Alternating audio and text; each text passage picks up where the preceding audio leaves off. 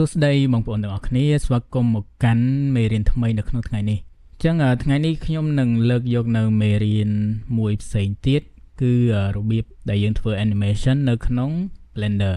អូខេអញ្ចឹងមេរៀននេះគឺខ្ញុំបង្រៀនតែស្រាលទេគឺសម្រាប់អ្នកដែលថ្មីបាទដែលអត់ទាន់ចេះធ្វើចលនានៅក្នុង Blender អញ្ចឹងណាឥឡូវនេះខ្ញុំនឹងធ្វើការឧទាហរណ៍មួយឥឡូវខ្ញុំធ្វើការ add នៅ monkey មួយអញ្ចឹងដើម្បីធ្វើ animation គឺយើងត្រូវការផ្ទាំង timeline មួយបែបនេះហើយនឹងផ្ទាំងសម្រាប់ដែលយើងសម្រាប់មើលបែបនេះឬក៏អ្នកទាំងអស់គ្នាអាចធ្វើការចូលទៅកាន់កន្លែង layout animation នេះក៏បានដែរដែលវាមានបែងចែកនៅផ្ទាំងឲ្យយើងស្រេចប៉ុន្តែខ្ញុំចូលចិត្តប្រើនៅលើ layout ហើយបើសិនជាបងប្អូនអត់មានផ្ទាំង timeline នេះទេយើងធ្វើការចុចកន្លែងនេះអូសវាមកហើយធ្វើការបដូរវាទៅជា timeline អូខេអញ្ចឹងយើងត្រូវការតែប៉ុណ្្នឹងឯងអញ្ចឹងបើសិនជាអ្នកទាំងអស់គ្នាចង់ឲ្យតួអង្គរបស់យើងធ្វើចលនាពីឆ្វេងទៅស្ដាំឬក៏ពីលើទៅខាងក្រោមគឺយើងត្រូវធ្វើការចូលមកកាន់កន្លែងនេះបាទកន្លែង object properties អញ្ចឹងកន្លែងនេះគឺជាកន្លែងដែលយើងអាចធ្វើការដុំ keyframe ដើម្បីធ្វើចលនាទៅលើ objectអានេះគឺសម្រាប់តែ object ទេបាទបើសម្រាប់ការធ្វើចលនាឆ្អឹងគឺយើងអត់ធ្វើកន្លែងនេះទេឥឡូវនេះខ្ញុំមកបង្ហាញពីរបៀបធ្វើ animation បែបងាយៗដែលយើងអត់ប្រើ shortcut បាទអញ្ចឹងឧទាហរណ៍ថាខ្ញុំចង់ឲ្យ object របស់ខ្ញុំធ្វើចលនាពីខាងឆ្វេងនេះមកខាងស្ដាំដែលយើងមើលនៅលើនេះគឺបន្ទាត់ពណ៌ក្រហមនេះគឺទិសដៅ x axis បាទអញ្ចឹងនេះយើងមើលមកកន្លែងនេះមក x axis អញ្ចឹងនៅពេលដែលយើងសេរីលេខកន្លែងនេះគឺ object របស់យើងគឺវានឹងផ្លាស់ប្ដូរនៅក្នុងបន្ទាត់ពណ៌ក្រហមបាទគឺបន្ទាត់ x អញ្ចឹងបើសិនជាខ្ញុំចង់ឲ្យវាចាប់ផ្ដើមពីចំណុចនេះនៅ frame ទី1បាទអានេះគឺលេខ frame ហើយមួយទៀតខ្ញុំបញ្ជាក់កន្លែងនេះមួយទៀតគឺអ្នកទាំងអស់គ្នាត្រូវធ្វើការចូលទៅបដូរចំនួន frame rate របស់វីដេអូរបស់យើងបាទអញ្ចឹងអ្នកទាំងអស់គ្នាចង់បាន frame rate ប៉ុន្មានឧទាហរណ៍ថា25 frame នៅក្នុង1វិនាទីអញ្ចឹងអ្នកទាំងអស់គ្នាធ្វើការកំណត់មុនឲ្យមកព្រោះបើយើងធ្វើការកំណត់នៅពេលក្រោយគឺវាអាចនឹងខុសល្បឿនបាទអូខេអញ្ចឹងយើងបន្តទៀតអញ្ចឹងខ្ញុំឈរនៅលើ frame ទី1ហើយចំណុចចាប់ផ្ដើមរបស់វាគឺនៅត្រង់កន្លែងនេះអញ្ចឹងយើងធ្វើការចុច key frame នេះមកឬក៏អ្នកទាំងអស់គ្នាចុចទាំងអស់បែបនេះក៏បានដែរប៉ុន្តែដោយសារតែយើងធ្វើនៅលើតែ x ទេអញ្ចឹងទោះបីយើងselect ទាំងអស់បែបនេះក៏វាមិនសូវជាមានប្រយោជន៍ដែរហើយម្យ៉ាងវាអាចធ្វើឲ្យមានក្រប frame រញ៉េរញ៉ៃច្រើនអញ្ចឹងណាអញ្ចឹងឧទាហរណ៍ខ្ញុំឧទាហរណ៍តែនៅក្នុង x មួយសិនអូខេអញ្ចឹង frame ទី1យើងនៅកន្លែងនេះអញ្ចឹង frame ទី40យើងចង់ឲ្យ object របស់យើងមកកន្លែងនេះអញ្ចឹងយើងអូសមកកន្លែងនេះមកយើងធ្វើការចុចកន្លែងនេះមួយទៀតបាទអញ្ចឹងវានឹងចេញ keyframe ចំនួន2បែបនេះអញ្ចឹងយើងធ្វើការ play មកយើងចុច space មកគឺវា play ទៅហើយកន្លែងនេះកន្លែង end នេះខ្ញុំដាក់ត្រឹមតែ50មកកុំឲ្យវា timeline យើងវែងពេកអញ្ចឹងប្រសិនបើយើងចង់ឲ្យវាទៅទិសដៅផ្សេងក្រៅពី x យើងធ្វើបែបណាអញ្ចឹងខ្ញុំលុប keyframe នេះចោលបន្ទាប់មកដោយសារតែបើសិនជាយើងចង់ទាញវាទៅតាមចិត្តរបស់យើងគឺយើងអាចធ្វើការដំ keyframe ម្ដងទាំង3បែបនេះបាទឧទាហរណ៍ឥឡូវយើង40 frame ដដែលអញ្ចឹងយើងធ្វើការទាញវាទៅតាមអីដែលយើងចង់បានយើងចុចអក្សរ G មកឧទាហរណ៍ថាខ្ញុំចង់ឲ្យវាចេញពីនេះហើយមកបញ្ចប់ត្រឹមនេះអូខេអញ្ចឹងខ្ញុំធ្វើការដំ keyframe បែបនេះបន្ទាប់មកយើង play ទៅគឺវានឹងរត់នៅក្នុង3 axis បាទចំនួនតែ2ទេគឺ x ហើយនឹង z បាទដោយសារ y នេះគឺវាអត់រត់ទេអញ្ចឹងបើយើងមើលពីខាងលើបាទនេះយើងមើលពីខាងលើមកគឺ object របស់យើងគឺវាអត់រត់នៅក្នុងទិសដៅ y ទេបាទគឺវារត់តែនៅក្នុង x ហើយនឹង z បាទ z គឺខាងលើ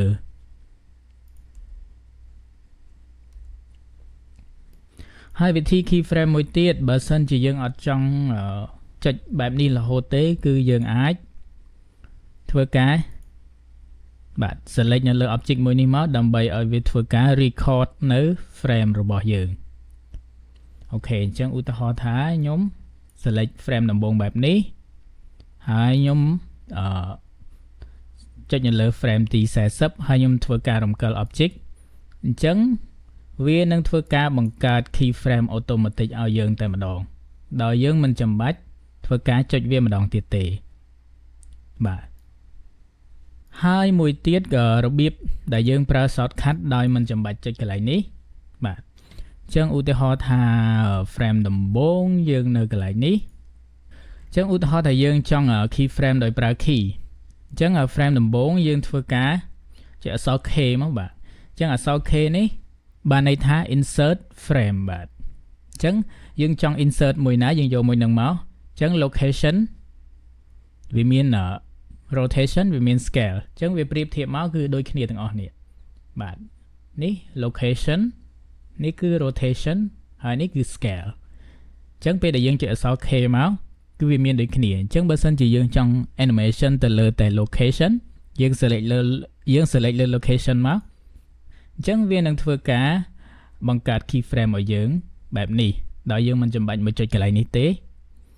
ហើយប្រសិនបើយើងចង់ animation ទៅលើតែ rotation យើងចុចអក្សរ K មកឲ្យវាចេញផ្ទាំងបែបនេះហើយយើងចុចនៅលើ rotation អញ្ចឹងវានឹងធ្វើការបង្កើតតែ keyframe នៅលើ rotation តែប៉ុណ្ណោះបាទហើយមួយទៀតlocation and rotation បាទអញ្ចឹងនៅពេលដែលយើង select នៅលើនឹងតែមួយមកគឺវាធ្វើការបង្កើត keyframe ឲ្យយើងម្ដងទាំងពីរបែបនេះបាទអញ្ចឹងបើសិនជាយើងចង់បានទាំងអស់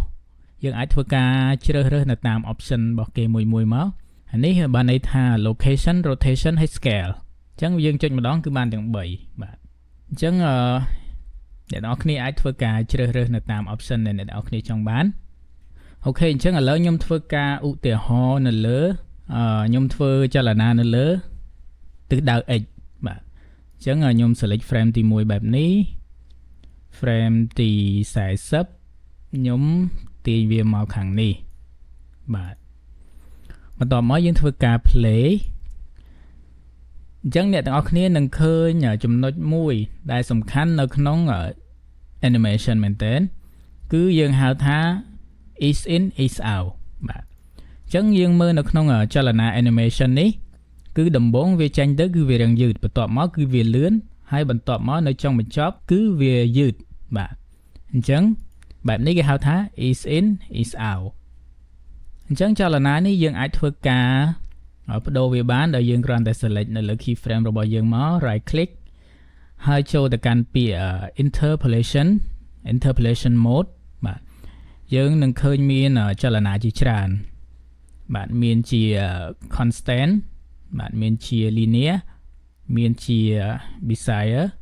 ហើយមានជាចលនាផ្សេងទៀតឥឡូវខ្ញុំឧទាហរណ៍ឲ្យមើលអញ្ចឹងបើសិនជាយើងយក constant បានន័យថាវានឹង play វានឹងបង្ហាញតែ2 frame ប៉ុណ្ណោះបាទវាបង្ហាញតែ frame ខាងដើមហើយនឹង frame ខាងចុង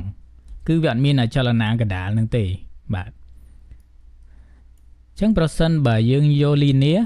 គឺបានន័យថាចលនាពីខាងដើមរហូតដល់ខាងចុងហ្នឹងគឺវាស្មើគ្នាបាទគឺវាអត់មាន is in ឬក៏ is out ទេបាទគឺវាចេញទៅលបឿនវាគឺស្មើថេតែម្ដងហើយប្រសិនបើយើងយក Bezier នេះគឺបានន័យថាចលនារបស់វាពីដំបូងគឺយឺតហើយកណ្ដាលលឿនហើយខាងចុងគឺយឺតវិញបាទបែបនេះហើយក្រៅពីហ្នឹងគឺយើងមាន option ផ្សេងៗដែលអ្នកនរគ្នាអាចធ្វើការ select មើលសាកល្បងដោយខ្លួនឯងបានយើងមើលជាក់ស្ដែងអូខេអានេះយឺតហើយលឿនអញ្ចឹងអានេះយឺតហើយលឿនទៅតែម្ដងហើយវាមានចលនាផ្សេងទៀតដូចជាមួយនេះអូខេអញ្ចឹងវាលឿនហើយគឺវាមានញាក់នៅចុងកតុយអញ្ចឹងណាដូចជា Mercer អញ្ចឹងបាទជាយើងអាចធ្វើការមើលនៅ style ផ្សេងបានបាទអញ្ចឹងបើសិនជាអា style ទាំងអស់ហ្នឹងវាអត់ត្រូវជាមួយនឹងអីដែលយើងចង់បានទេគឺអ្នកទាំងអស់គ្នាអាចធ្វើការកែប្រែវាបានឬក៏ custom វាបាន ដោយខ្លួនឯងបាទអញ្ចឹងខ្ញុំទាញអានេះមកក្រោមយើងធ្វើការបង្កើតនៅ workspace មួយទៀតយើងទាញកន្លែងនេះមកហើយយើងបដូរទៅ graph editor អញ្ចឹងបន្ទាប់ពីយើងចូលមកកាន់ graph editor យើងនឹងបានឃើញអំពី line យើងហៅថា curve បាទ curve អំពីចលនារបស់ animation របស់យើងអញ្ចឹងឥឡូវនេះខ្ញុំបដូរខាងក្រោមនេះឲ្យវាទៅជា linear អញ្ចឹង linear គឺបន្ទាត់វាគឺវាត្រង់បែបនេះបាទនេះអញ្ចឹងបន្ទាត់ពណ៌ក្រហមនេះគឺសំដៅឲ្យទិសដៅ x បាទដោយសារឥឡូវនេះគឺយើងធ្វើចលនានៅលើតែទិសដៅ x ប៉ុណ្ណោះអញ្ចឹងប្រសិនបើបន្ទាត់ពណ៌ក្រហមនេះវាមានសភាពត្រង់បែបនេះគឺបានន័យថាចលនារបស់យើងពីខាងដើមរហូតដល់ខាងចុងហ្នឹងគឺវាស្មើគ្នាគឺអត់មានកន្លែងណាយឺតឬក៏លឿននោះទេគឺវាស្មើគ្នាពីដើមរហូតដល់ចប់អញ្ចឹងខ្ញុំធ្វើការបដូរកន្លែងនេះទៅជាបាទ Bezier វិញអញ្ចឹងយើងនឹងឃើញ line នេះវាចេញក្នុងទម្រង់ផ្សេងបាទទម្រង់បែបនេះគេហៅថា is in is out បាទអញ្ចឹងបើសិនជាឃើញ line ពីដំបូងវាកោងបែបនេះហើយវារត់ទៅហើយបន្ទាប់មកគឺកោងនៅខាងចុងនេះបានន័យថាដំបូងយឺតកណ្ដាលនេះលឿនហើយខាងចុងនេះគឺយឺតវិញបាទអញ្ចឹងយើង play មើលអញ្ចឹងប្រសិនបើអ្នកទាំងអស់គ្នាចង់ឲ្យពីដំបូងលឿនហើយខាងចុងយឺតអ្នកទាំងអស់គ្នាអាចធ្វើការសេរីបាទយើងអាចធ្វើការសេរី line នេះបានអញ្ចឹង line នេះយើងសេរីគឺយើងសេរីដូចតែ option នៅខាងក្រៅដែរគឺយើងចុចអក្សរ O ដើម្បីយើងបង្វិលបាទហើយចុចអក្សរ S ដើម្បីយើង scale បាទគឺដូចគ្នានឹងយើង scale object នៅខាងក្រៅនេះដែរបាទអញ្ចឹងខ្ញុំចង់ឲ្យដំបូងលឿនហើយខាងចុងយឺតអញ្ចឹងខ្ញុំដាក់ line វាបែបនេះមកនេះ scale តិចមកអូខេអញ្ចឹង line បែបនេះគឺបានន័យថាលឿនហើយយឺតបាទអញ្ចឹងយើងមើលលឿនយឺតបាទលឿនយឺតអញ្ចឹងបើសិនជាយើងចង់ឲ្យវាលឿនខ្លាំងជាងនឹងទៀតយើងទាញវាឲ្យខ្លាំងដែរមកបាទអញ្ចឹងយើងនឹងឃើញចលនាវាលឿនកាន់តែខ្លាំងបាទលឿនយឺតបាទលឿនយឺត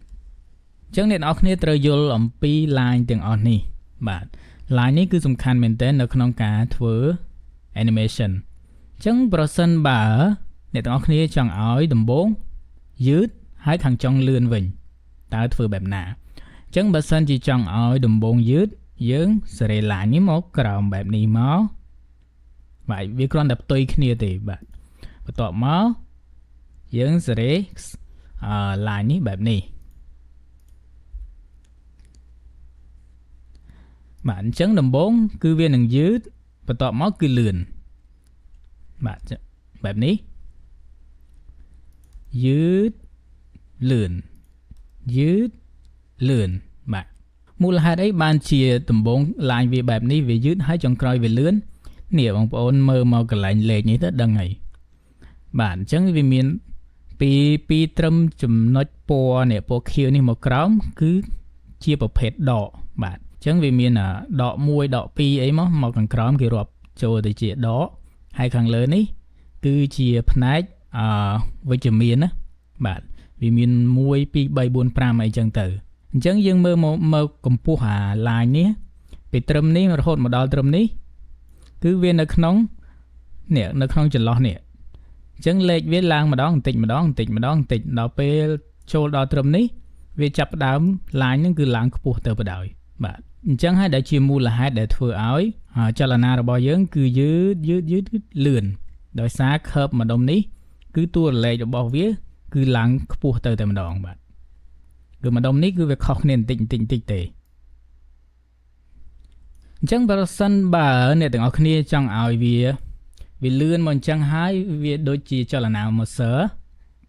អ្នកទាំងអស់គ្នាអាចធ្វើការបន្ថែម keyframe កន្លែងនេះឧទាហរណ៍ថាខ្ញុំ copy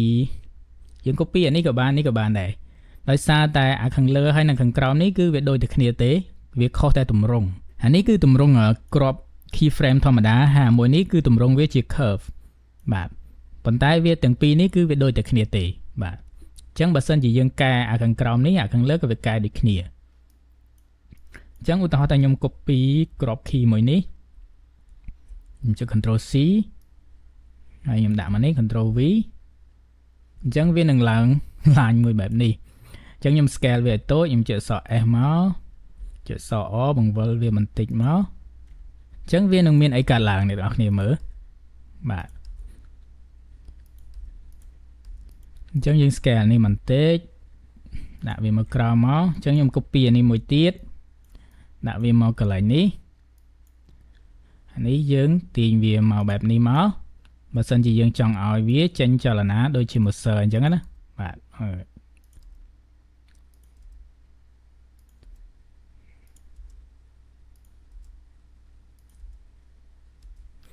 អូខេ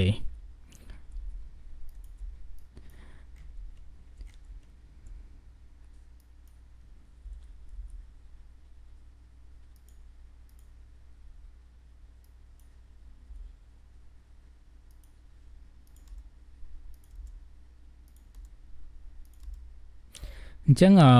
កន្លែងនេះអាស្រ័យលើអ្នកទាំងអស់គ្នាចង់លេងទេនៅពេលដែលអ្នកទាំងអស់គ្នាយល់អំពី curve គឺអ្នកទាំងអស់គ្នានឹងអាចធ្វើការកែប្រែទៅតាមអីដែលអ្នកទាំងអស់គ្នាចង់បានអញ្ចឹងអ្នកទាំងអស់គ្នាអាចធ្វើការសាកល្បង animation នៅ object ណាមួយដោយរៀនប្រើ curve នេះឲ្យយល់អញ្ចឹងខ្ញុំលុបចោលវិញទុកតែប៉ុណ្្នេះទេ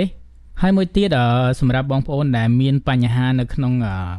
ការដែលធ្វើចលនា animation ហើយត្រូវលបឿនហើយត្រូវចិត្តហើយប៉ុន្តែស្រាប់តែពេល render ចេញទៅស្រាប់តែវាលឿនជាងយើងមើលនៅក្នុង Blender ឬក៏វាយឺតជាងអីចឹងណាពេលខ្លះឧទាហរណ៍ថាយើងយក30 frame នៅក្នុង1វិនាទីអញ្ចឹងនៅក្នុង option standard របស់វាគឺវាដាក់ play every frame អញ្ចឹងបានន័យថាបើ frame វាមាន30គឺវាព្យាយាម play ឲ្យយើងនៅលើនេះគឺ30 frame នៅក្នុង1វិនាទីអញ្ចឹងនៅក្នុង frame ខ្លះគឺវាមាន delay អីចឹងណាអញ្ចឹងគឺវាអាចដូចគ្នាទេ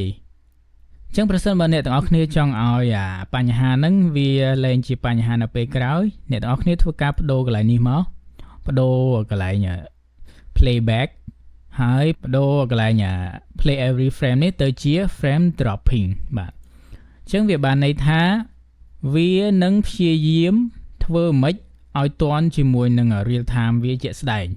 បាទឧទាហរណ៍ថា1វិនាទីគឺវា play នៅលើនេះគឺ1វិនាទីតែម្ដងអញ្ចឹងវានឹងព្យាយាមកាត់នៅ frame ខ្លះចោលនៅលើផ្ទាំង viewport នេះគឺវាអត់ខ្វល់ថា viewport របស់យើងនេះវារត់បានប្រមាណគឺវាកាត់ចោលវាធ្វើម៉េចឲ្យតែទាន់ល្បឿនបាទអញ្ចឹងពេលខ្លះវាអាច play នៅលើនេះបានត្រឹមតែ10 frame នៅក្នុង1វិនាទីក៏មានដែរប៉ុន្តែល្បឿនរបស់វាគឺត្រូវដោយសារតែនៅពេលដែលយើង play ទៅយើងនឹងឃើញតួលេខ load របស់យើងកន្លែងនេះហើយថាម៉ាស៊ីនរបស់យើងគឺវាអាចរត់បានប្រមាណ frame នៅក្នុង1វិនាទីអញ្ចឹងកន្លែងនេះបើសិនជាអ្នកនរគ្នាមានអារម្មណ៍ថាដូចជាញ៉ៃស្ដាប់ទៅអញ្ចឹងខ្ញុំសង្ខេបមកវិញអញ្ចឹងប្រសិនបើអ្នកទាំងអស់គ្នាមានបញ្ហាពេលដែល play ជាក់ស្ដែងនៅលើ Blender យើងឃើញថាល្បឿនប៉ុណ្ណឹងគឺយើងត្រូវហើយប៉ុន្តែនៅពេល render ស្រាប់តែមិនហេតុអីបានជាវាយឺតជាងមុនហេតុអីបានជាវាលឿនជាងពេលដែលមើលក្នុង Blender អញ្ចឹងបញ្ហាគឺដោយសារតែកន្លែងហ្នឹងឯងអ្នកទាំងអស់គ្នាគ្រាន់តែដូរពី frame ពី play every frame ទៅជា frame dropping គឺជាការស្រេចអញ្ចឹងពេលអ្នកទាំងអស់គ្នាដូរហើយអ្នកទាំងអស់គ្នា play នៅលើ Blender ល្បឿនប៉ុណ្ណាអ្នកទាំងអស់គ្នា render ទៅគឺល្បឿនប៉ុណ្ណឹងបាទសង្ខេបមកគឺមានតែប៉ុណ្ណឹងអូខេអញ្ចឹងប្រសិនបើ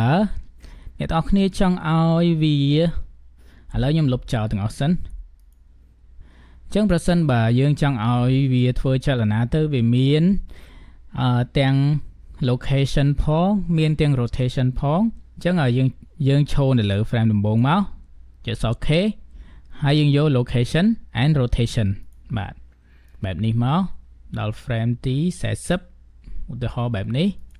តបមកយើងធ្វើការបង្វិលវាមកចុច O C ឬក៏អ្នកទាំងអស់គ្នាអាចប្រើ tool បែបនេះដើម្បីបង្វិលក៏បានដូចគ្នាបាទបន្ទាប់មកយើងចុចអក្សរ K វិញមកហើយធ្វើការ select យកពាក្យ location rotation បាទឃើញទេអញ្ចឹងនៅពេលដែលយើងធ្វើការ animation ទៅលើរបស់ច្រើនគឺវានឹងចេញ line ច្រើនដូចគ្នាបាទ line មួយគឺវាមានតួនាទីរបស់វាផ្សេងគ្នាបាទអញ្ចឹង location ក៏វាមាន location ឥឡូវយើងបិទភ្នែកមើលចេះទៅវានឹងចេញតែមួយអានេះគឺ curve សម្រាប់ x location អានេះគឺសម្រាប់ y location បាទអានេះគឺសម្រាប់ z location ហើយនឹង rotation គឺវាមានរបស់វាផ្សេងដូចគ្នាបាទអញ្ចឹងcurve ទាំងអស់ហ្នឹងគឺតួនាទីវាគឺដូចគ្នាជាមួយនឹងខ្ញុំបានបញ្យល់មុនហ្នឹងអញ្ចឹងគឺវាបង្ហាញអំពីល្បឿនហើយនឹងកម្ពស់ផ្សេងរបស់ object របស់យើងហ្នឹងបាទអញ្ចឹងបើសិនបើអ្នកទាំងអស់គ្នាចង់ឲ្យវាចេញលឿនចង់ក្រោយយឺតអ្នកទាំងអស់គ្នាធ្វើការ select curve នេះទៅបាទអញ្ចឹង line របស់វាគឺបែបហ្នឹងអញ្ចឹងលឿនយឺតបាទឃើញទេលឿនយឺតអញ្ចឹងbasic animation របស់យើងគឺមានតែប៉ុណ្្នឹងឯងសង្ឃឹមថាអ្នកទាំងអស់គ្នានឹងទទួលបានអ្វីដែលខ្ញុំបានបង្រៀននៅក្នុងមេរៀននេះអញ្ចឹងអរគុណអ្នកទាំងអស់គ្នាយើងនឹងជួបគ្នានៅវីដេអូក្រោយជាបន្តទៀតបាយបាយ